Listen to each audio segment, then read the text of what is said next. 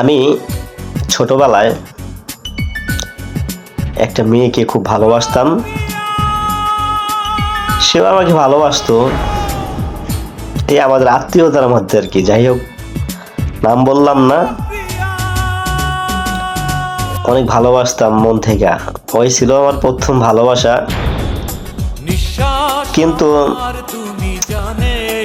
তাকে আমি হারিয়ে ফেলছি বলতে ওর কোনো দোষ নেই, আর আমি ওর দোষ দেব না, কারণ ও চেষ্টা করছে পাওয়ার জন্য। আমি হয়তো একটু গাফিলতি করছিলাম। বা দেখেন, একটা জিনিস খেয়াল করেন, ভালোবাসার মানুষ যখন কাছে থাকে না, তখনকার ভালোবাসার মূল্যই থাকে না। মনে হয় কি দূর চলে যাক। বিশ্বাস করেন, আমি তখন ঢাকা মিরাজিবাগে থাকি বলতে ওর বিয়ে হইতেছে। যেদিন ওর গায়ে হলুদ, কিন্তু আমি কিন্তু জানি না কি হয়েছে না হয়েছে। আমি ঢাকা চলে আসছিলাম।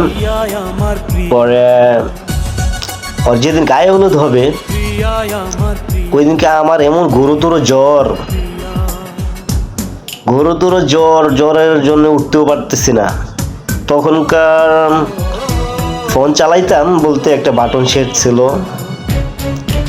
দেখেন ভাগ্যের কি নির্মম পরিহাস। আমার ফোনের যেদিনকে ওর বিয়ে হবে, এর আগের দিন আমি যখনকার রাস্তাটা পার হচ্ছিলাম, হাত থেকে মোবাইলটা পড়ে, হাত থেকে বলতে কি আমার পকেট থেকে পড়ছে, রাস্তায় পড়ে গেছে। আমি কিন্তু বলতে পারবো না। আমি ফ্যাক্টরিতে চলে আসছি, তার ফ্যাক্টরিতে এসে ফোন খুঁজে পাচ্ছি না। আবার সোজা রাস্তায় গেলাম। রাস্তায় গিয়ে দেখি টেরাগের চাক্কা উঠে গেছে উপর দা। টেরাগের চাক্কা উঠা ডিসপ্লে চলে গেছে। ফোন চলতেছে, ডিসপ্লে চলে গেছে। আচ্ছা, যাই হোক, এত লম্বা ভিডিও বানানো যাবে না। ওর যেদিন বিয়ে হবে, ওইদিন আমার এমন গুরুতর জ্বর। তো এর পরের দিন সকালবেলা ওর খালতো ভাই আসছে।